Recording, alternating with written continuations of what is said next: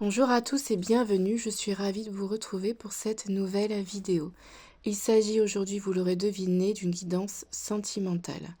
Donc, vous avez aujourd'hui le choix entre le quartz rose et le cœur en jaspe rouge. Je vous laisse faire votre choix et je démarre tout de suite avec ceux qui ont choisi le quartz rose. C'est parti. Alors, on va d'abord découvrir vos énergies actuelles au niveau sentimental, que vous soyez seul ou en couple. On voit une énergie de blocage. Vous pouvez vous sentir bloqué dans une situation, donc au niveau sentimental. Vous pouvez vous sentir bloqué dans une relation. En tout cas, on voit avec cette carte qu'il y a des craintes et des peurs qui ne sont pas forcément justifiées. Vous avez peut-être l'impression d'être bloqué, mais c'est qu'une impression. Vous voyez très bien que cet homme n'a pas de lien, n'a pas d'attachement. En fait, il se croise les bras tout seul. Donc voilà, il y a peut-être aussi des fausses croyances, des croyances limitantes qui bloquent l'avancée du domaine sentimental actuellement. Ensuite, on va voir qu'est-ce qui pourrait du coup vous aider. Alors là, on a l'impeccabilité. Ce qui pourrait vous aider, alors si vous êtes dans une relation, c'est peut-être mettre vraiment carte sur table, comme on dit.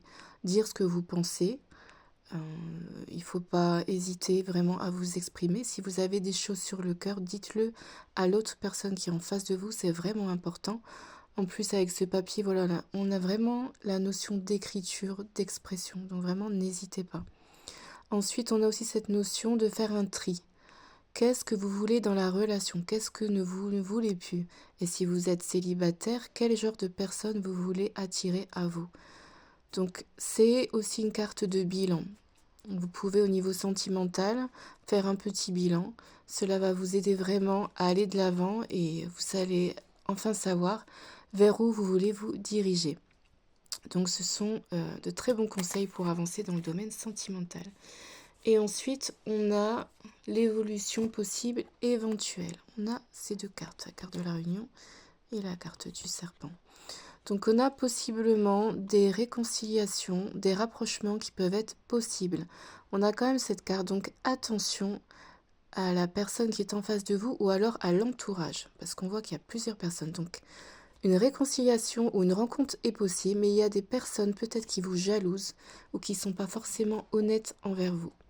Donc il va falloir vous éloigner de certaines personnes, de certaines énergies, afin de rencontrer ou de vous réconcilier, de renouer avec vraiment la personne qui est faite et qui est prévue pour vous.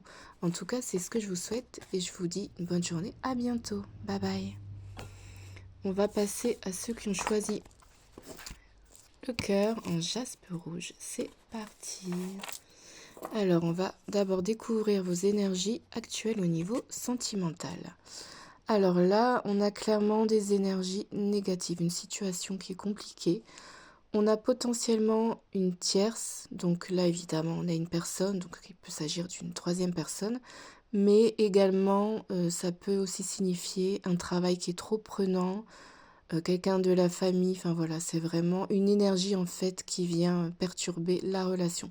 Et si vous êtes célibataire, on voit qu'il y a des mauvaises habitudes, des choses qui sont nocives, voire toxiques dans votre vie et qui vous empêchent d'attirer à vous la personne qu'il vous faut.